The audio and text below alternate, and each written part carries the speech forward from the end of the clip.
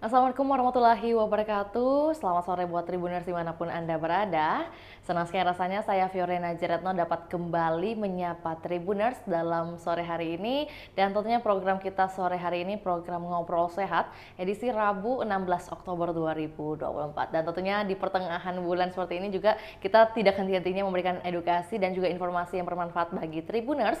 Dan kali ini segmennya lebih spesifik, kita akan bahas bagaimana kita harus mereminder dan juga memperkenalkan dan memberi pemahaman gitu ya kepada Tribuners mungkin cara mengenali penyakit jantung koroner khususnya di segmen kali ini, dan juga bagaimana kita harus mewaspadai gejala-gejala atau tanda-tanda apa yang harus kita lakukan untuk mengantisipasi hal tersebut terjadi. Untuk itu kita sudah bersama dengan narasumber yang tentunya kompeten dalam bidangnya, bersama Dr. Priscilia Sasmita SPJP VH selaku dokter spesialis jantung dan pembuluh darah Primaya Hospital Hertasnik. Dan kita akan membicarakan tentang penyakit jantung koroner, kenali dan waspadai. Dan seperti yang Vio sampaikan bahwa hari ini kita akan memberikan edukasi sekali lagi, dan tidak henti-hentinya kita akan memberikan informasi bagaimana Tribuners bisa mengenal dan juga mengingat informasi-informasi yang kita bagikan. Dan langsung saja kita sapa narasumber kita di sore hari ini. Selamat sore, Dok. Sore, halo Mbak Vio, halo Tribuners, apa kabar? Baik, ini belum ditanyakan, dokter udah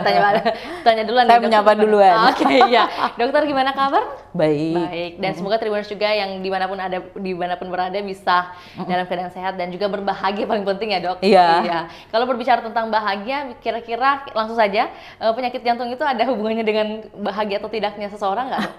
Sebenarnya kalau untuk kita berbahagia itu yang keluar yang keluar itu kan adalah hormon-hormon yang tidak merangsang, kayak misalnya kita berdebar-debar, kan kayak gitu. Nah, kalau kita jadinya berdebar-debar, jadinya tidak senang, itu yang keluar malah yang bisa mempengaruhi kesehatan justru secara tidak langsung ya. Oke. Berarti harus bahagia terus. Oh iya, nggak boleh stres justru. Iya, untuk mengantisipasi hal-hal yang tidak diinginkan. Salah satunya mungkin pemicu serangan jantung itu stres loh. jantung. Salah satunya. Oke, berarti kalau kasus-kasus yang ada itu biasanya diberitakan atau dilaporkan itu seseorang tiba-tiba serangan jantung, misalnya habis olahraga gitu. Ini kita betul-betul langsung ke pertanyaan langsung inti. to the point sekali ya. Gimana, Dok? Pris, mungkin boleh disampaikan apakah memang hal itu ada kaitannya ketika olahraga mungkin dengan adanya penyakit serangan jantung atau penyebabnya adalah serangan jantung, itu kira-kira ada korelasinya nggak? Jadi biasanya kalau kita olahraga ya, misalnya kadang kan yang lagi booming kan itu, tiba-tiba meninggal nih pada waktu misalnya habis futsal seperti itu. Nah, makanya kita selalu menganjurkan kalau di atas usia 40 tahun itu untuk laki-laki maupun untuk perempuan kita anjurkan untuk medical check up. Kenapa? Karena biar kita tahu nih, kadang orang yang terlihat sehat-sehat dan baik-baik aja ternyata kondisi pembuluh darahnya itu kurang oke. Kurang oke tuh misalnya mungkin sudah membutuhkan bantuan. Cuman karena nggak bergejala, nggak ada keluhan, menganggapnya nggak deh, nggak apa-apa kok ini. Padahal sebenarnya kita sih sangat menganjurkan seperti itu. Jadi cerita dikit ya, mungkin ada sharing sedikit. Ada salah satu pasien saya deh. Usianya masih muda kok, nggak terlalu tua ya. Maksudnya masih 45 tahun, menurut saya masih muda kok. Jadi dia juga seorang atlet, dia suka main bola, datang dengan keluhan itu cuman rasa tidak nyaman aja. Setiap kali dia beraktivitas, dia main bola, tapi cuman sebentar. Nah, sewaktu-waktu dia tidak tahan lagi kan, dia datang, ini kok berasanya 2 hari ini terus-terus ya gitu. Terus pas dia rekam jantung, atau di EKG ya namanya, itu ternyata pembuluh darahnya tampak sepertinya ada penyempitan. Langsunglah kita refer dia untuk pemeriksaan lebih lanjut. Ternyata memang ada penyempitan dan harus sudah membutuhkan intervensi lanjut macam pemasangan ring seperti itu. Oh, I see. Iya, berarti hingga sampai ke arah sana nanti kita akan bahas lebih lanjut. Mungkin tapi sebelum itu, bagi Tribuners mungkin masih sedikit awam nih, Dok Pris, soal penyebutan gelar, itu kan SPJP gitu ya, dan juga ada VH-nya. Mungkin boleh diperkenalkan dulu oleh Dr. Pris, kira-kira seperti apa sih penjelasannya? Jadi sebenarnya ya ini juga sebenarnya ada lucu-lucunya sedikit ya. Sebenarnya kami itu namanya spesialis jantung dan pembuluh darah ya. VH itu gelar di belakang. Jadi yang paling kalau via sih biasanya jarang disebutkan ya, biasanya cuma sampai di SPJP. SPJP itu bahkan saya sering mengalami untuk pemanggilan secara formal aja, kadang ada yang nyebutnya jantung paru ya. Saya merasa sangat lucu itu. Oke.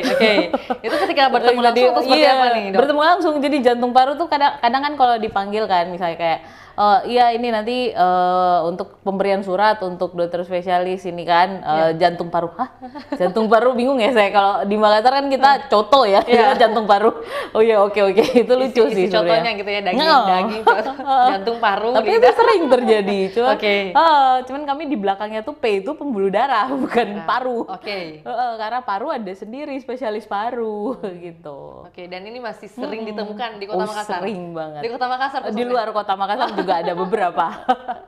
Jadi ini maksudnya edukasi juga. Iya. Walaupun mungkin sebagian besar orang mungkin ada yang sudah tahu atau belum mengetahui. Dan kesempatan ini Dr. Pris itu menyampaikan bahwa SPJP itu adalah spesialis jantung dan pembuluh darah. Iya, bukan jantung paru. Bukan jantung paru, karena memang ada spesialis paru sendiri. Nah, terus untuk VIHA-nya sendiri adalah mungkin dari itu Indonesian Heart Association. Jadi kayak perkumpulan jantung Indonesia gitu namanya itu VIHA. Jadi itu komunitas ya. gitu ya. Siap. Jadi memang edukasi atau mungkin informasi-informasi pemahamannya dokter ini udah sangat kompeten gitu ya. Tidak perlu diragukan lagi. Iya. Dan untuk transfer nih ilmu-ilmu dokter. Kira-kira bincang-bincang ya kan? Bincang-bincang gitu. Iya, maksudnya untuk memberikan edukasi dan juga memberi pemahaman. Kira-kira pemahaman dasar itu mengenai jantung koroner itu. Koroner itu sebenarnya dari istilah apa sih, Dok? Maksudnya penjelasan dari term koroner itu sendiri menyasar kemana nih? Sebenarnya pembuluh darah koroner itu kita mengacu pada pembuluh darah jantung ya. Pembuluh darah jantung. Jadi kenapa kita membicarakan tentang pembuluh darah koroner? Karena ini makin belakang ini jadinya topiknya makin hangat. Soalnya makin banyak kan kejadian penyakit jantung. Namun yang harus saya singgung sedikit nih, agak di luar jalur, adalah penyakit jantung itu bukan cuman penyakit jantung koroner. Sama seperti gelarnya kami itu jantung dan pembuluh darah. Sebenarnya mencakup pembuluh darah juga, bukan cuman pembuluh darah jantung maksudnya itu. Jadi pembuluh darah bisa sampai ke kaki. Misalnya kan kadang ada yang kakinya sebelah nih misalnya terasa dingin, menghitam. Nah itu juga bagian kami salah satunya, termasuk maksudnya kami biasanya kerjasama dengan dokter bedah yang khusus bedah pembuluh darah gitu. Jadi itu cuman intermezzo aja. Nah, kemudian untuk kembali ke koroner, nah itu adalah topik hangat ya, yang memang kadang-kadang kita masih beberapa orang tuh masih banyak yang denial. Kadang kalau datang ke rumah sakit kan, kayak kita periksa, kita cek, syukur-syukur kalau masih muda terus ternyata tidak ada, tapi masih muda dan tiba-tiba kita menemukan kelainan di rekam jantungnya, kadang ada denialnya. Nah itu yang denial nanti pas datang itu biasanya sudah agak gawat.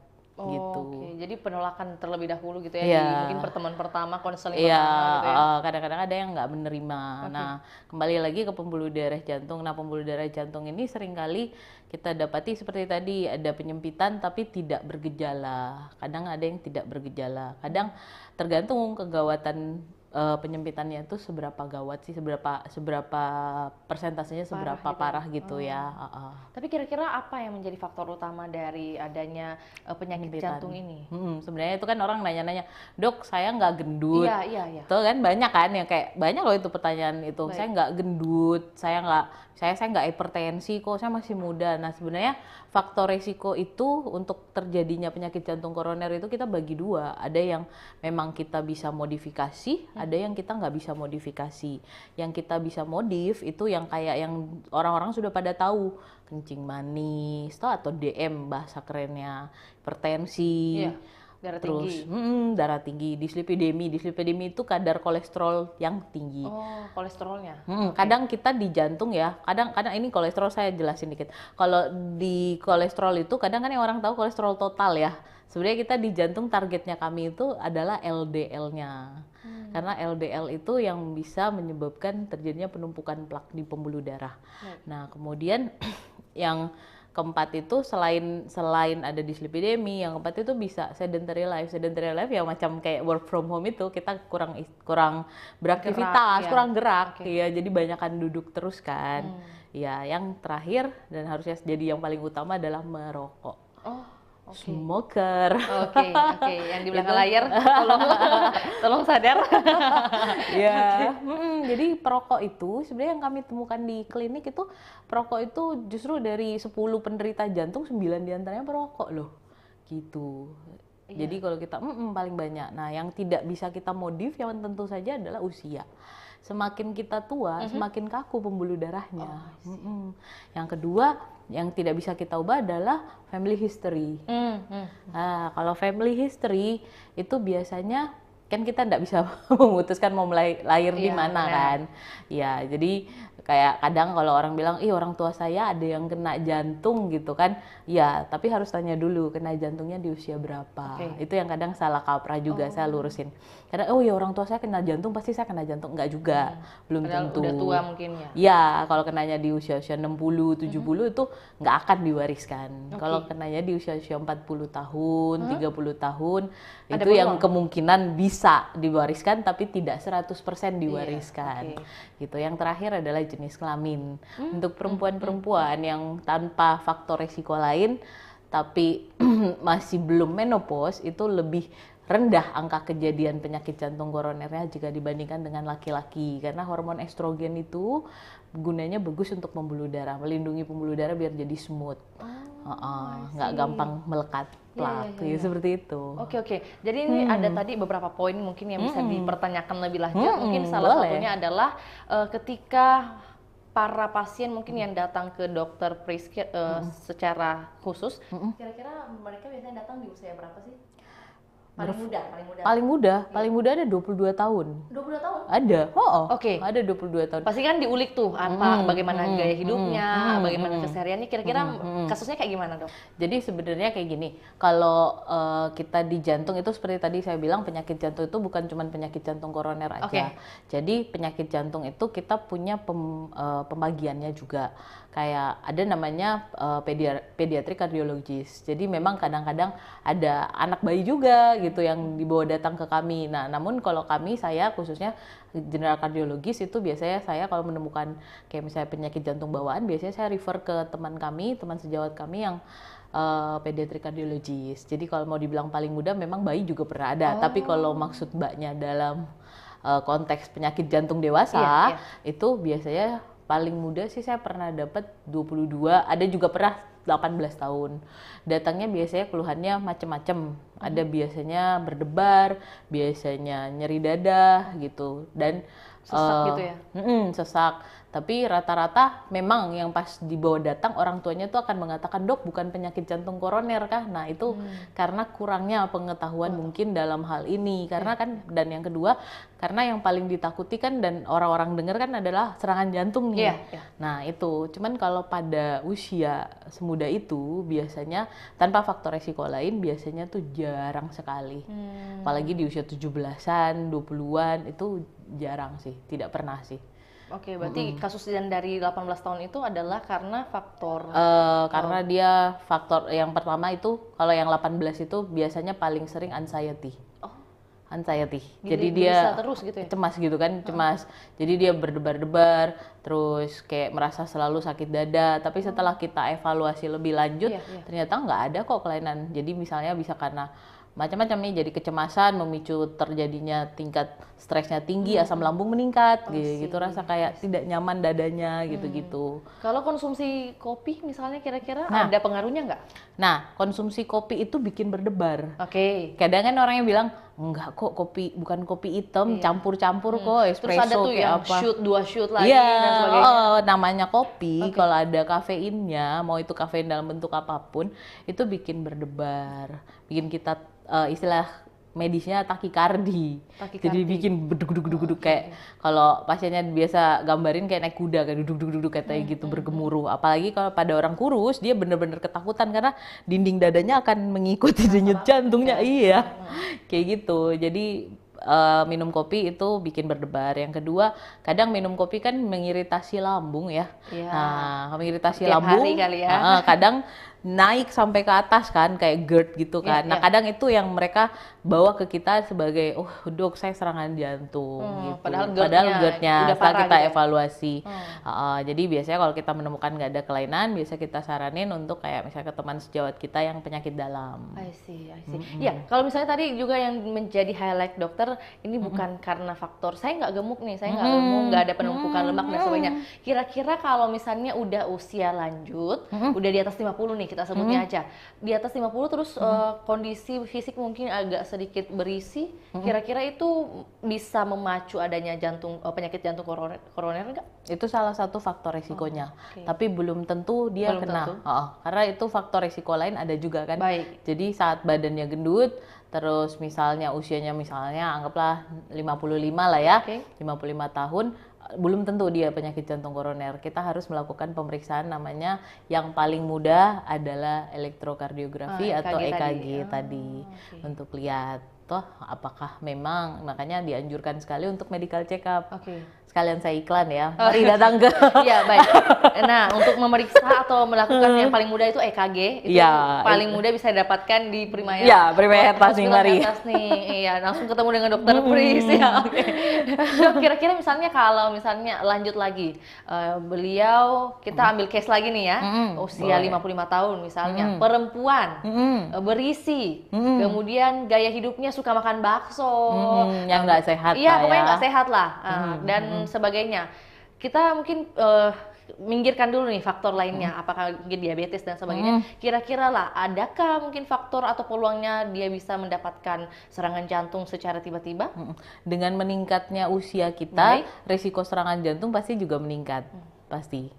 Karena saat semakin kita tua, pembuluh darah kita akan semakin kaku dan Oke. semakin gampang menempel lemak-lemak di bawah Iya. pembuluh darah itu. Jadi memang peningkatan usia akan meningkatkan risiko terjadi serangan jantung. Cuman kita tidak bisa bilang bahwa 100% orang yang tua itu pasti kena serangan jantung, enggak. Jadi beda ya, gitu. Oke, dan kalau berbicara tentang penyakit jantung koroner gitu ya, ini secara awamnya mungkin untuk Tribuners lebih paham, apakah penyakit jantung koroner ini adalah serangan jantung saja?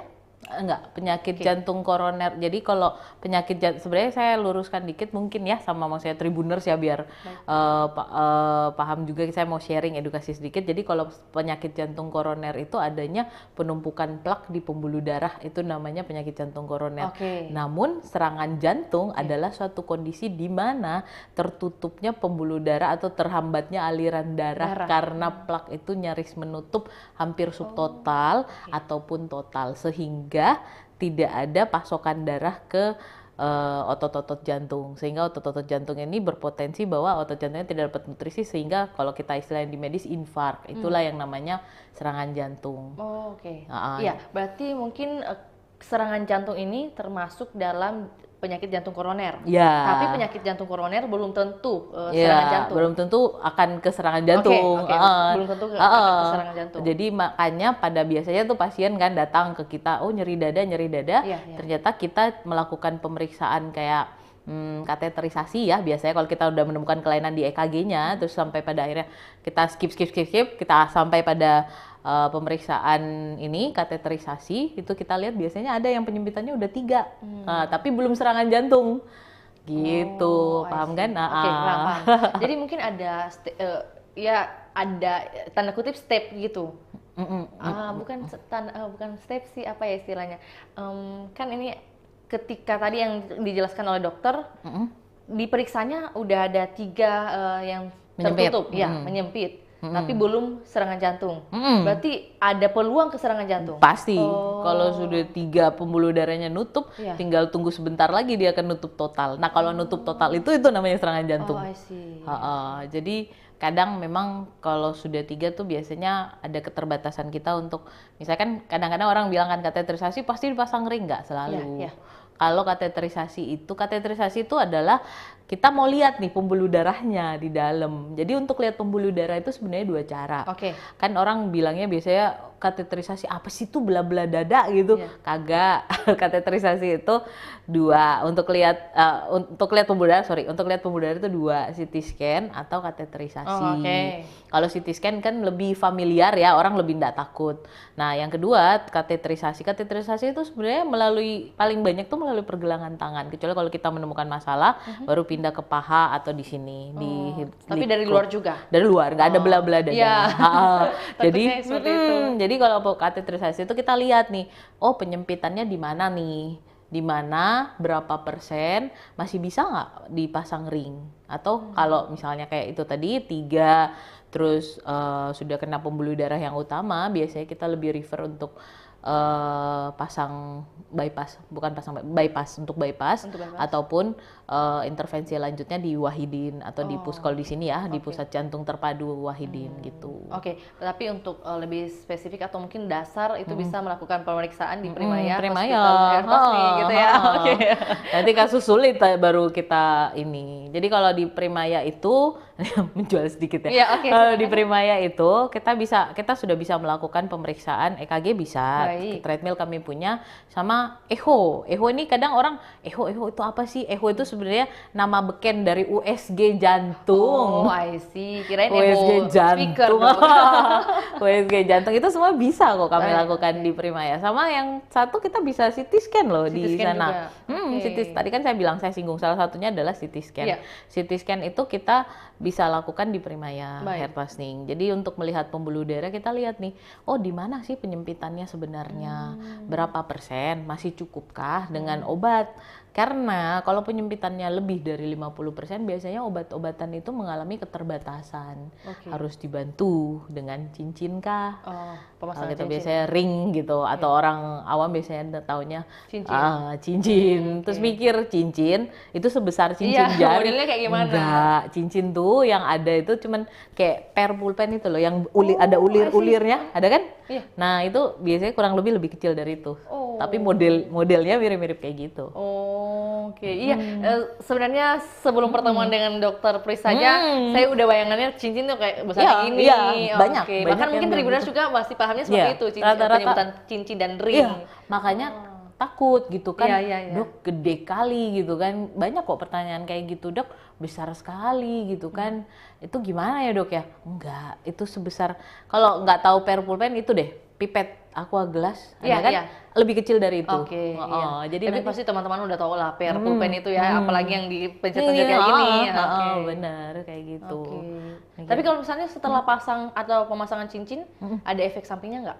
Kalau efek sampingnya sebenarnya lebih ke arah, kalau cincin itu kan kita harus, pemasangan ring itu kita harus minum pengencer darah untuk mencegah supaya tidak tersumbat kembali cincinnya. Nah, pengencer darah itu namanya juga darahnya diencerkan, kadang ada efek iritasi lambungnya. Jadi dari biasanya efek obat itu ya. Jadi biasanya kalau pada orang tua, biasa kita edukasi makan dulu ya Bu, jangan nggak makan, harus makan baru minum obat gitu, biar mengurangi. Iya, berarti disarankan siang hari setelah makan siang atau setelah makan pagi. Pengencer darah sekali sehari kok. Tapi kira-kira misalnya kalau Tribuners bertanya-tanya juga ya dok, apakah penyakit jantung koroner atau apapun penyakit jantung itu bisa disembuhkan nggak? Maksudnya angka keberhasilan kesembuhannya itu di angka berapa sih? Apakah 90% dapat? Sebenarnya kalimat sembuh itu agak-agak rancu ya kalau kita di jantung tuh. Sembuh itu kalau di penyakit lain, misalnya di batuk flu itu sembuh artinya tidak harus minum obat lagi, ya kan? Kalau di jantung, khusus untuk penyakit jantung koroner, tidak ada dalam kamus kita berhenti minum obat. Kita harus minum obat seterusnya, sekali kena jantung, seumur hidup minum obat. Kenapa? Karena kita, maksudnya gini, meskipun setelah pemasangan ring, setelah bypass, itu tetap minum obat meskipun jumlah obatnya minimalis. Gitu. Jadi memang kalau jantung, hipertensi atau gula ya sama-sama selalu minum obat sampai seterusnya. Nah itu yang perlu diluruskan. Kayak misalkan Kalau udah pasang ring nih, tetap harus minum obat karena kapan nggak minum obat nanti nyempit lagi. Oh, paham. Jadi memang ada ketergantungan gitu ya? Kalau ketergantungan kayaknya nggak terlalu cocok. Memang harus minum obat untuk menjaga patensi pembuluh darahnya. Karena kan biasanya kalau kita bilang ini harus diminum terus nih, pikirannya orang-orang Ya, tuh ketergantungan. Ya, kadang-kadang ketergantungan itu lebih cocok mungkin kalau minum obat-obat yang maksudnya di luar takaran dokter ya, maksudnya yang kayak obat-obat penenang atau apa ya ketergantungan. Tapi kalau obat untuk jantung itu lebih ke arah apa ya? Kayak harus bisa sih nggak minum, tapi itu akan beresiko sangat besar untuk terjadi gitu, terjadi serangan jantung kembali, terjadi penyempitan lagi, bisa berhenti. Bukan yang kalau berhenti langsung kayak candu, enggak saya pengen gitu kan, enggak. Tapi bisa berhenti, tapi resikonya akan naik sekali gitu dan sangat tidak dianjurkan untuk berhenti. Yes. Oke, jadi memang definisi ketergantungan itu memang berbeda. Iya, berbeda dan memang kalau di penyakit jantung sendiri memang harus minum obat. Bukan ketergantungan lagi. Iya, khusus keharusan. Khusus Biar penyakit jantung gitu koroner ya. Risiko yang tidak diinginkan. Iya, meskipun memang seperti tadi yang saya bilang, usia faktor risiko yang tidak bisa kita hindari itu akan tetap menyebabkan risiko serangan jantung tetap ada. Cuman kan kita minimalisir ya. Kalau pada akhirnya tidak ada yang bisa menjamin bahwa ini 100% nggak akan kena serangan jantung, itu nggak bisa. Cuman kita bisa menjaga jangan sampai kena itu. Oke, menyoal olahraga lagi nih dok. Ini kan kita lihat belakangan ini teman-teman lagi aktif-aktifnya olahraga. Ya. Lifestyle-nya pokoknya berubah, entah untuk hidupnya atau untuk kontennya. Benar juga ya untuk konten. Kira-kira dok, dengan berubahnya, kita sebutnya saja mungkin bagi pemula yang baru mulai berolahraga di usia kira-kira 30 tahun, 35 tahun gitu ya. Mungkin dulunya jarang bergerak, aktivitasnya kurang, kemudian ketika melakukan aktivitas berolahraga, jogging dan sebagainya itu ada pemicu akan terkena serangan jantung nggak kira-kira? Karena biasanya kan ada yang mengatakan jangan terlalu diforsir gitu ya, karena benar. Nantinya ada yang tidak diinginkan serangan jantung dan sebagainya. Kira-kira ada hubungannya nggak? Jadi kalau misalkan pertama memulai olahraga dalam usia berapapun sebenarnya tidak ada kata terlambat, kecuali mungkin kalau usia sudah 70-80 mau dipaksa mau lari nggak bisa. Paling bisa adalah jalan. Jalan aja mereka masih bisa. Yang penting maksudnya ini kita bicara orang yang tidak ada keterbatasan gerak ya. Kalau misalnya untuk memulai di usia-usia agak ke atas, memang kan disarankan seperti tadi medical check up dulu, kita lihat dulu ada enggak kelainan rekaman jantung. Kalau memang masih bagus, semuanya bagus pemeriksaannya, dianjurkan olahraga yang dianjurkan itu sebenarnya jangan lari, jalan cepat aja, jogging. Sebenarnya yang dianjurkan adalah yang sekarang ada 5 kali dalam seminggu. Per hari itu 30 sampai 60 menit per hari. Jadi 3 langsung cepat selesai ya. Terus yang kedua yang harus saya kasih tahu adalah kita mesti tahu batas nadi aman maksimal yang harus kita jaga, jangan melampaui itu. Bisa enggak dok kalau saya pengen memacu di atas itu? Ada pernah yang nanya ke saya, dok saya pacu kok di atas itu. Iya benar, tapi jangan, itu namanya mencobai keberuntungan Anda, karena kalau di atas itu takutnya akan terjadi kemungkinan terjadi hal-hal yang tidak diinginkan, kayak misalnya irama jantungnya bisa terjadi irama jantung yang membahayakan, atau bisa tiba-tiba kan jantung ada masa exhaustnya juga. Jadi kita harus belajar mengetahui nadi kita. Jadi kita biasanya mengukur nadi itu pakai yang di pergelangan tangan, kita lihat ini ada yang berdenyut kan. Nah itu kita hitung tuh nadinya. Nah batas nadi maksimal saat kita olahraga adalah 220 kurang usia kita saat ini. 220 kurang usia saat ini. Jadi kalau tahun depan usia tahun depan. Ini untuk istilah heart rate. Itu heart rate itu denyut jantung. Jadi denyut jantung atau heart rate adalah heart rate yang aman itu 220 kurang usia tadi. Heart rate itu penyebutan untuk denyut jantung. Jadi kalau amannya adalah 220 kurang usia saat ini atau kalau tahun depan usia tahun depan gitu. Jadi itu amannya. Bisa sih dipacu lebih dari itu, tapi saya pernah dapat pasien yang Pernah seperti itu. Jadi dia memacu lebih dari itu, tapi mulai muncul tuh gejalanya kayak, duh kenapa mulai nggak nyaman, berdebarnya nggak mau nyeri. berhenti gitu. Iya kan saya udah bilang, terus dia datang sama saya mengaku dosa gitu kayak, dok ini mulai nyeri dada nih. Kenapa? Iya saya pernah memang memacu itu selama setengah jaman apa 1 jam dia paksa gitu. Abis itu dia bener-bener berdebar-debar sampai 3 hari apa 5 hari gitu. Jadi nggak nyaman dadanya gitu. Jangan, aku bilang kan jangan lagi, iya dok maaf dok gitu. Saya namanya katanya saya nggak ngerti ya. Mungkin dia suka olahraga, memang suka olahraga. Jadi pada waktu dia berolahraga itu dia merasa maksudnya kayak masih bisa nih, masih bisa ya gitu. Adrenalinnya ningkat terus gitu.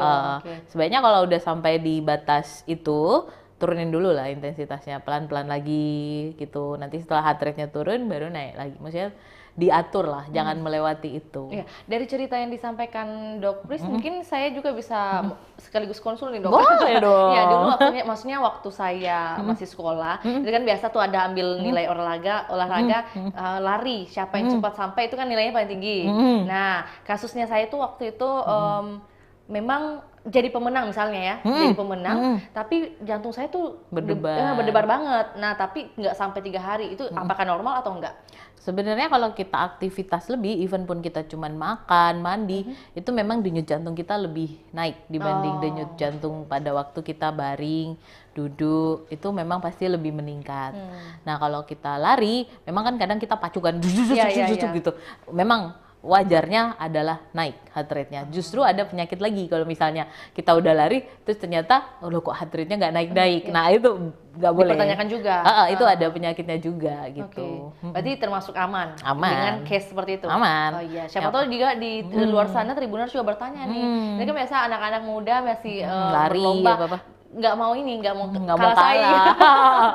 Yang penting nggak ada gejala ikutan lain, kayak misalkan hampir pingsan, kayak dok saya blackout nih, pandangannya tiba-tiba gelap kayak mau jatuh, jangan kayak gitu. Jadi kalau blackout, nah ini juga kadang-kadang kita rasakan kayak kenapa ya tiba-tiba pas misalnya gini deh, lagi ngobrol sama Mbak Vio, saya tiba-tiba ngeblank gitu, terdiam beberapa detik terus baru nyambung lagi. Jangan sampai itu, pertama macam-macam sih, bisa dari saraf juga bisa, tapi karena kita jantung sekarang jadi kita bahasnya di jantung ya. Jadi kalau dari jantung itu jangan sampai gangguan irama namanya. Jadi ada lagi. Jadi penyakit jantung itu tidak sesimpel cuman tentang pembuluh darah koroner. Jadi pembuluh darah koroner itu kenapa dia beken, karena sering terjadi dan sering maksudnya booming kan, banyak pasiennya, jadi lebih terkenal. Sebenarnya ada penyakit jantung lain, kayak misalnya penyakit jantung bawaan, kayak penyakit jantung katup, terus kayak misalkan penyakit jantung gangguan irama, yang kayak gitu tuh berbagai macam juga istilah-istilah, tapi memang yang kalau sering paling banyak ditemui atau didengar gitu adalah penyakit jantung koroner. Betul. Dan kalau untuk mewaspadai hal tersebut, kira-kira langkah-langkah preventif, apakah mungkin dimulai dari jaga pola makan atau seperti apa? Iya, jadi sebenarnya itu, kalau yang pertama untuk kita waspadai adalah kalau sudah usianya misalnya di atas 40, disarankan untuk melakukan medical check up. Sebenarnya untuk medical check up pun ini perlu saya benerin juga ya. Kadang orang datang ke kami tuh dengan bawa hasil medical check up. Dok, ini saya udah medical check up. Oke, terus yang diperiksa adalah pemeriksaan lab macam darah rutin, gula darah. Oke, maksudnya ini memeriksa memang faktor resikonya. Cuman kalau memang biasanya saya jelasin kalau misalkan memang tujuannya buat melihat kondisi jantungnya, biasanya kita sarankan untuk pemeriksaan EKG, karena EKG adalah pemeriksaan paling gampang untuk melihat kondisi jantung dari luar lah ya. Kita nggak bicara pembuluh darahnya langsung ke dalam ya. Jadi EKG kita lihat nih, oh ini kondisinya seperti ini. Ada nggak gambaran misalnya kayak gangguan irama, ada nggak gambaran kayak ada nggak kira-kira curiga penyempitan gitu-gitu. Nah kalau untuk medical check up EKG atau EKG plus treadmill gitu. Jadi pertama waspadanya kita memang medical check up, memang kalau memang nggak ada gejala ya. Kalau misalkan merasakan adanya gejala, itu kita harus lebih hati-hati lagi. Misalnya kayak gejalanya itu biasanya kalau penyakit jantung koroner tuh rasanya nyeri dada kiri, biasanya tuh kayak rasa tertindih, kayak tertekan benda berat. Jadi kayak ada benda berat ditaruh di atas dada kita gitu. Jadi kayak kayak susah napas gitu. Jadi Ini even lagi berdiri atau duduk seperti itu ya? biasanya lebih banyak kalau aktivitas. Oh. Saat beraktivitas itu tiba-tiba dadanya terasa berat. Itu gejala-gejala yang paling umum untuk penyakit jantung koroner. Nah, kalau sudah ada seperti itu, jangan didiemin, jangan ditunda-tunda. Sebaiknya nggak ada masalah untuk kita cek. Lebih bagus kalau prinsipnya kita tuh lebih bagus over curiga gitu daripada enggak. Tapi kita juga harus lihat kalau misalkan masih usia misalnya belia 15, jangan pikirannya ke penyakit jantung koroner, jangan pikirannya ke yang lain dulu gitu. Karena seperti tadi kayak kalau usia masih muda, pembuluh darahnya masih kita asumsinya ya masih bagus, kecuali misalnya kayak usia belia tapi ternyata gemuk, terus ada masih kayak Genetik juga. DM genetik, toh itu ada faktor resiko lain ya. Maksud saya ini dalam hal kalau orang yang maksudnya muda belia tapi tidak ada faktor resiko lain, jangan memikirkan itu. Jadi cara kita mewaspadai ada begitu ada keluhan, ada gejala, sebaiknya memeriksakan diri ke dokter gitu. Jangan ditunda-tunda karena penyakit jantung koroner atau penyempitan pembuluh darah itu bahaya sekali kalau kita tunda-tunda. Tapi sekarang ini kira-kira anak-anak muda, generasi muda, apakah ada peluangnya juga besar untuk mendapatkan penyakit jantung? Iya, karena kalau gini, jadi sebenarnya kalau yang sekarang saya lihat sih banyak kan yang merokok ya. Perokok. Kita kembali ke perokok nih. Kita kembali. Yang di belakang senyum-senyum tuh. Oke, Dok, misalnya kan ini kan udah banyak juga varian, bukan hanya rokok, tapi ada juga vape. Kita sebutnya lagi tuh ya, ada varian baru vape, kemudian ada produk baru yang katanya Rokok elektrik rokok lah ya. elektrik, ya tidak ada bahan kimianya yang terlalu berlebihan dan sebagainya. Kira-kira seperti apa penjelasannya? Justru kalau rokok elektrik itu ada bahan kimianya kan, karena kan yang dibakar kan, gitu. Jadi yang dibakar itu tetap aja, mau itu rokok elektrik, mau itu rokok konvensional, semuanya ada efeknya di pembuluh darah. Kandungannya bisa membuat pembuluh darah itu kaku. Kekakuan pembuluh darah itu memancing untuk tertumpuknya lemak di bawah pembuluh darah atau kita sebut plak. Plak, ya. Plak di bawah pembuluh darah. Plak inilah yang menyebabkan pembuluh darah menyempit, jadi aliran darah jadi tidak lancar. Nah itu akumulasi, mungkin kalau baru 1-2 hari merokok itu nggak akan secepat itu. Tapi kalau misalnya udah dari muda merokok, terus kayak kadang lucu ya pasiennya datang, "Dok, iya dok, saya dulu merokok, tapi udah berhenti kok dok." "Oh ya, udah berhenti berapa lama?" 1 bulan. Itu kayak, baru 1 bulan? Tahun, iya, padahal merokoknya 5 tahun. Nah rokok itu kalau kita baru berhenti 1 bulan itu efeknya masih ada. Masih 1-2 tahunan tuh masih dirasa di pembuluh darah gitu. Jadi kayak kadang juga bilang, "Ya dok, udah berhenti 1 minggu." Oh my god. Oh iya, oke. Saya hargai itu. Saya hargai usahanya. Saya hargai usahanya. Biar nggak nggak diomelin gitu ya. "Iya dok, saya udah berhenti 1 minggu." "Hah? Oh ya, oke." gitu. Nah kira-kira kalau seperti itu, misalnya anak muda yang datang, Dok, ketika konsulnya saya udah berhenti nih 1 minggu atau 1 bulan, nantinya dikasih obat atau hanya ada konseling saja atau kayak gimana? Kadang kita ini kan, kalau tergantung anak mudanya datang, kita dapetin ada masalah atau tidak gitu kan. Ada masalah atau tidak. Kalau misalnya asumsinya nggak ada masalah ya, cuman kayak kecemasan si anak muda aja, misalnya kita sudah lakukan pemeriksaan dan ternyata hasilnya masih normal, kita edukasi konseling untuk hentikan rokok. Sebenarnya generasi muda itu kita nggak boleh ngejudging ya, kalau Gen Z ya namanya, kita nggak boleh ngejudging, kita cuman memberitahu bahwa ini tidak bagus nih untuk pembuluh darahnya, nanti kamu akan merasa gini. Jadi kita ceritain ke mereka efeknya, ceritain ke mereka apa yang bisa terjadi nih. Pokoknya jangan ditakut-takutin. Jangan ditakut-takutin, jangan juga saya termasuk tipe yang saya nggak suka langsung pokoknya harus sekarang berhenti merokok gitu. Karena malah datangnya dia akan merokok lagi. Atau nggak mau datang datang lagi. Jadi kita harus kasih tahu bahwa sebaiknya, jadi pasien yang saya dapetin merokok pun saya nggak bilang pokoknya sekarang harus berhenti, enggak. Saya bilang, saya tahu orang kalau sudah merokok lama itu pasti mau berhentinya tuh pasti susah. Jadi ya kalau bisa Pak kurangin terus nanti berhenti ya gitu. Nah dengan begitu mereka lebih enak nerimanya. Oke dokter, kalau kita bilang ya Oh berhenti ya sama sekali, pasti jawabannya dok merokok nggak merokok saya mati juga. Pernah itu ada saya dengar kayak gitu, cuman nggak sama saya, cuman pernah saya dengar kayak gitu. Merokok nggak merokok saya mati juga, jadi mending saya merokok gitu. Iya, Jadi jangan merokok nggak merokok saya mati juga, jadi mending saya merokok gitu. Iya, jadi Jadi jangan ngomong kayak beda. gitu. Jadi pendekatannya memang beda ya, Beda, antara beda. generasi Z, milenial dan boomers gitu ya. Boomer. Apalagi kalau berbicara tentang Gen Z mungkin kalau dikasih tahu dengan cara yang agak kritik langsung ya, kritik harus gini-gini juga, itu biasanya langsung butuh healing dok. Oke, dok, please itu hanya intermezzo dok. Kira-kira seberapa besar saat ini pemahaman masyarakat khususnya di Makassar, Sulawesi Selatan mungkin terkait pemahaman mengenai jantung atau penyakit jantung nih?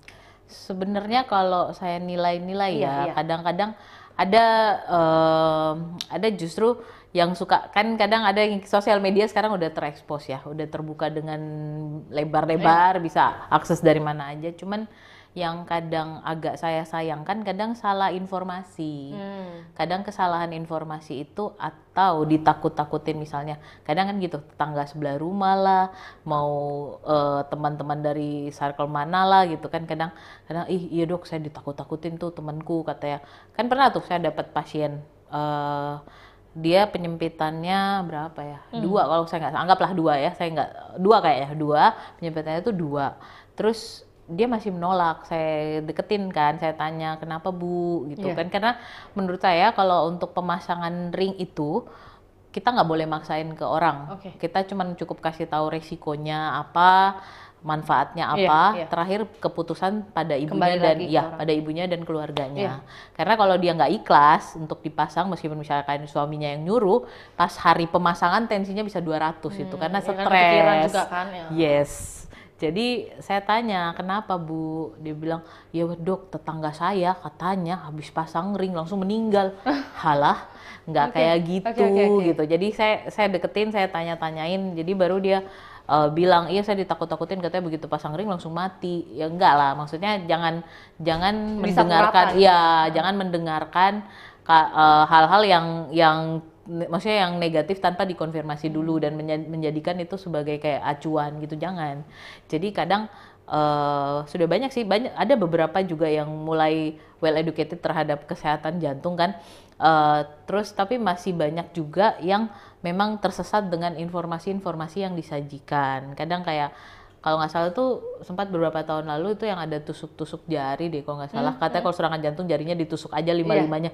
Halamak itu udah sakit jantung, berdarah pula lah jarinya, itu nggak boleh, itu mitos itu.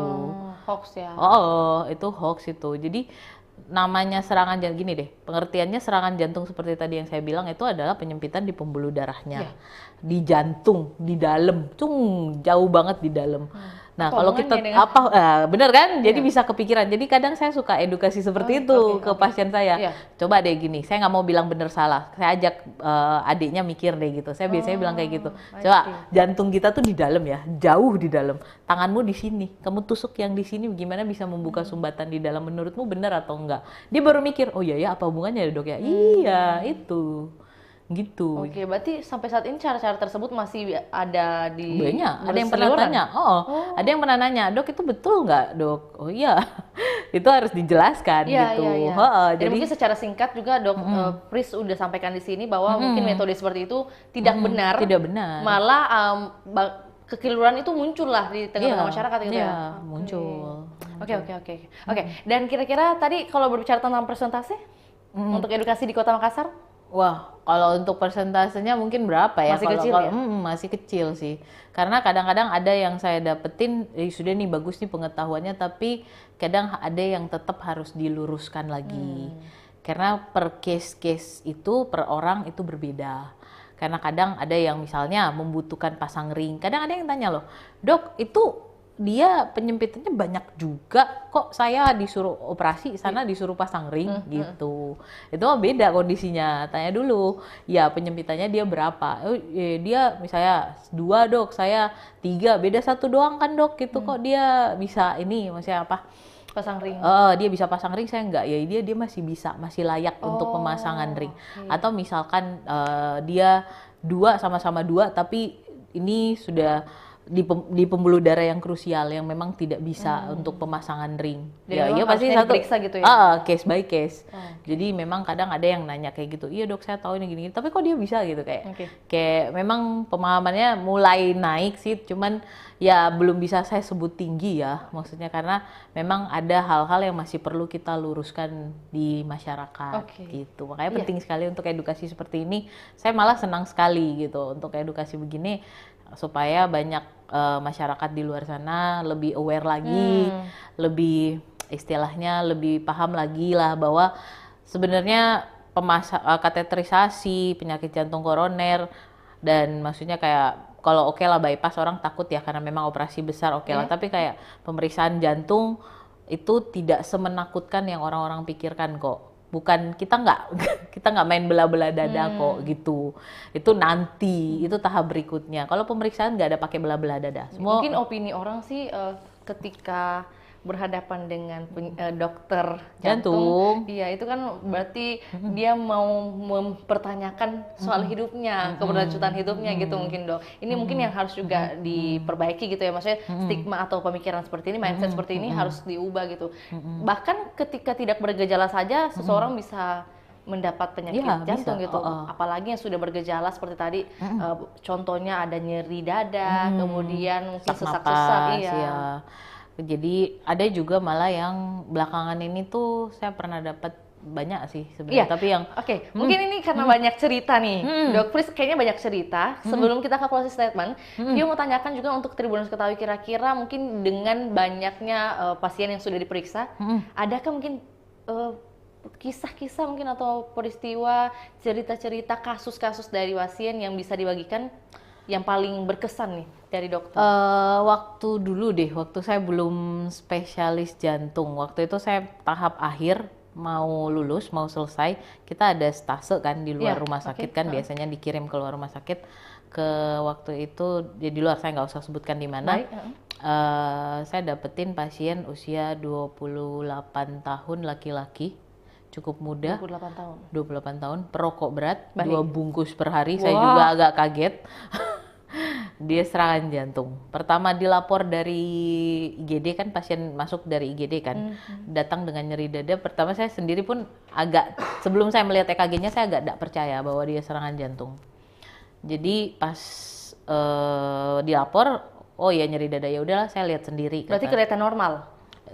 Enggak, dia datang ke UGD, dilapor dari dokter UGD waktu itu malam kan, jadi yang dia masuk lewat UGD diterima sama dokter UGD kami, terus dilaporkanlah sesuai dengan penyakitnya kan. Nah ini dilapor ke jantung karena nyeri dada. Terus karena saya nggak percaya, saya datang sendiri di malam-malam itu, saya lihat, saya cek, wah ternyata memang serangan jantung di usia semuda itu. Terus dia sendiri pun tidak percaya, dia bilang saya itu cuman habis dia habis main futsal katanya, terus dia pergi makan daging. Intinya kayak kita di Makassar tuh kayak coto lah begitu, cotonya versi mereka gitu kan. Habis makan daging gitu, terus dia cuma duduk-duduk, terus rasa berat banget dadanya. Dia pikir kekenyangan nih, karena banyak makan jadi kekenyangan kan kayak. Tapi kok makin lama kayak sampai keringat dingin. Dia bilang nggak pernah rasa seperti ini. Jadi dia ke UGD lah. Pas ke UGD itu pun dia begitu dapat obat dia langsung mau pulang karena dia merasa dirinya tuh nggak sakit sama sekali. Jadi pas saat itu diperiksa, dicek, ternyata memang dia kena serangan jantung di usia seitu, 28 tahun itu. Nah untungnya karena dia usia masih muda, proses penyembuhan lebih cepat, dan dia untungnya walaupun denial di awal, dia nggak sebandel itu, dia mau minum obat karena dia merasa kayak pertama dia agak putus asa juga kayak, saya masih muda mau mati nih kayak. Nah itu mindset itu mau mati gitu, enggak. Jadi kami sendiri nggak mau memberikan harapan apa-apa karena memang serangan jantung itu kan bukan penyakit biasa ya. Kita berusaha sebisa mungkin supaya dia sembuh, tapi kita nggak mau menjanjikan terlalu banyak mimpi-mimpi. Nggak memberi harapan. Nggak memberi harapan tinggi ya. Pokoknya kita usahakan sebisa kita. Untungnya dia selamat waktu itu, dan setelah itu dia rutin dan dia benar-benar berhenti total sama sekali. Dia benar-benar nggak mau lagi, karena anaknya waktu itu dia udah nikah ya, namanya juga kayak di daerah kan usia nikah itu agak bawah ya. Jadi dia udah nikah, punya anak satu, masih umur aku lupa sih waktu itu 10 bulanan mungkin ya. Kecil, ya jadi dia betul-betul merasa oke saya berhenti. Pas datang kontrol itu sebelum saya balik ke Makassar, Iya. dia datang dan kasih tahu dengan bangganya, dokter saya berhenti merokok sama sekali. Terus saya bilang, kan waktu pas dia dirawat pun dia masih agak ragu-ragu nih, bisa berhenti nggak ya, bisa berhenti nggak? Kayak agak susah dok. Dia masih nego, satu bungkus saya deh, satu bungkus saja. Nggak, Pak, ini pikir-pikir aja deh. Kalau saya sih sebaiknya jangan ya. Tapi ya terserah dari bapak itu memang agak susah saya bilang. Tapi sebaiknya jangan karena kondisinya bapak saat ini tuh tidak memungkinkan lagi untuk merokok terus gitu. Oh, ya udah. Pas waktu dia datang kontrol, dia dengan bangga dia bilang, dok, saya bisa bilang meskipun saya lagi sama teman-teman, saya bisa bilang saya nggak ngerokok lagi, gitu. Oke, saya bangga. Itu kasus pertama. Kasus kedua, usia 68 lah, mungkin 60-an lah, 60-an itu laki-laki juga, tidak merokok, tidak gendut, tidak ada faktor resiko lain, malah dia suka olahraga. Datang ke saya keluhannya cuma nyeri ulu hati. Hati. Itu pun dia sudah rasa 3 bulan. Dia baru datang karena dia nyeri ulu hati. Itu pun dia bilang nyeri ulu hatinya hanya waktu dia bermain tenis. Oke. Saat dia bermain tenis itu pun main tenisnya pada waktu dia ambil skor. Jadi dia bilang waktu itu cuman saat itu kok nyeri ulu hatinya. Terus minum obat, mah berhenti? Enggak. Dia bilang berkurang tapi enggak berhenti. Jadi makanya dia datanglah untuk periksa. Kebetulan si bapak ini cukup berada, dia datang memeriksakan diri, terus dicek EKG, direkam jantung, ternyata ada tanda-tanda penyempitan pembuluh darah. Itu dia sempat denial karena dia orang yang cukup berada, jadi dia sempat pergi ke luar negeri.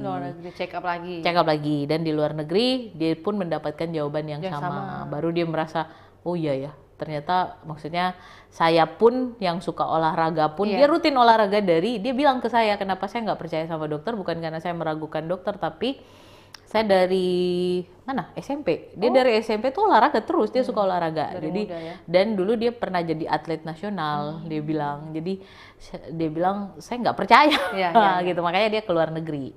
Di luar negeri dia melakukan pemeriksaan pun ternyata hasilnya sama, baru dia oke, saya memang sakit. Oke, dan gitu. Faktor yang memicu itu? Usianya. Oke. Kalau tadi mungkin tadi lifestyle, yang pertama tadi, yang kedua adalah usia. Oke, walaupun mungkin senang olahraga dan sebagainya, aktivitasnya yang positif gitu. Iya, makanya ada dua kan faktornya, bisa modif tanpa modif gitu, nggak bisa dimodif gitu. Itu berkesan karena memang keluhannya nyeri ulu hati aja. Bahkan saya pun saat mendengar nyeri ulu hati aja, terus posturnya itu bukan postur gendut, postur apa, dia bawa sama saya itu hasil pemeriksaannya itu bagus semua, kolesterolnya bagus, fit juga dilihatnya, fit sekali, nggak ada lemak sama sekali di tubuhnya tuh, nggak ada sama sekali, jadi dia fit. Even saya pun sempat sebelum saya periksa EKG-nya, sempat saya cuma berpikir mungkin ini cuma nyeri ulu hati aja gitu, nanti saya lihat dulu EKG-nya. Pas saya lihat EKG-nya, oke Pak, ini Bapak harus cek deh, ada penyempitan, saya nggak saranin lagi untuk CT scan, saya bilang mungkin Bapak perlu kateterisasi gitu. Cuman waktu itu dia bilang, maaf dok, saya merasa saya tidak sakit gitu. Ya udah, saya kan terbuka kan orangnya, saya ya udah enggak apa-apa Pak, maksudnya, tapi saya harap minum obat ya. Ternyata dia belum mau, dia keluar negeri langsung gitu. Jadi dari cerita-cerita atau kisah-kisah yang dibagikan oleh Dok Pris ini, rata-rata memang orang-orang akan denial terlebih dahulu. Iya, apalagi kalau dia sehat toh, nggak ada keluhan toh. Kalau memang ada keluhan justru overthinking. Tapi kalau nggak ada keluhan, overthinking pemicu juga. Ya kan? Pemicu kecemasan kan, kayak tadi yang pertama. So that's why mungkin ini untuk memberi Tribuners bagaimana pesan-pesan gitu ya, yang bisa disampaikan untuk merubah mungkin pola hidup, pola gaya hidupnya. Pola gaya hidup, atau juga memberi pemahaman atau yang mau di-highlight nih pada tayangan kita hari ini, kira-kira seperti apa dok? Sebagai closing statement.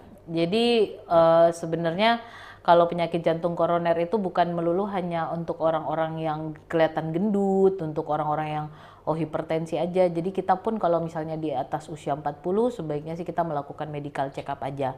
Dan terkhusus untuk orang-orang yang ada keluhan, ada nyeri dada, itu sebaiknya memeriksakan diri. Pemeriksaannya juga tidak semenakutkan yang orang-orang pikir, dan kalau misalkan pun pasiennya nggak setuju, kami pun tidak akan melakukan atau memaksakan tindakan. Karena itu tetap namanya ada informed consent dari kami. Kalau nggak setuju ya kami nggak maksa. gitu. Cuman kami tetap menyarankan. Nah, untuk pencegahannya memang disarankan untuk ya namanya usia nggak ada yang bisa nggak ada yang semakin muda. Jadi yang bisa kita cegah adalah kita menjaga pola gaya hidupnya, kita tetap sehat ya. Terus kita jaga jangan sampai, maksudnya hindari juga makanan-makanan fast food segala macam, karena kan takutnya nanti hipertensi lah atau lemak ya. Jadi untuk itu kita jaga, dan kita baiknya membiasakan mulai olahraga. Gitu, olahraga nggak usah yang sulit-sulit, nggak usah yang ribet-ribet, cukup jalan cepet aja gitu. Dan biasakanlah untuk tetap memeriksakan diri jika ada keluhan. Seperti itu. Jadi terima kasih Dok Pris atas informasinya, edukasi yang sudah diberikan, dan juga pastinya yang paling penting adalah pengalaman gitu ya, pengalaman yang bisa didapatkan oleh Dokter Pris memeriksa pasien-pasien seperti apa. Jadi kita juga bisa dapat edukasi nih, bagaimana mungkin case-case orang itu ya, biasanya masing-masing kira-kira mungkin ada yang sama tapi masih menolak untuk memeriksa dan sebagainya. Itu yang perlu dirubah. Dan yang paling penting adalah medical check up, ada atau tidaknya gejala yang dirasakan itu sebaiknya kalau sesuai usianya, atau bahkan yang merasa ada gejala itu sebaiknya segera diperiksa gitu ya. Oke, terima kasih Dok Pris atas informasinya. Sehat, sukses selalu Dok. Semoga informasi ini juga bisa berguna bagi kita semua. Dan Tribuners, terima kasih juga hingga saat ini setia menyaksikan program Ngobrol Sehat. Semoga informasi yang kita bagikan ini bisa berguna, bermanfaat, dan juga menjadi edukasi yang paling penting bagi Tribuners. Dan segeralah periksakan dirinya jika mungkin ada tanda-tanda yang dirasakan, dan mungkin yang sudah usia juga segera melakukan medical check up. Saya Fiorena Ciretno, mewakili Dr. Pris dan juga tim, pamit undur diri. Selamat sore dan sampai jumpa. Sampai jumpa.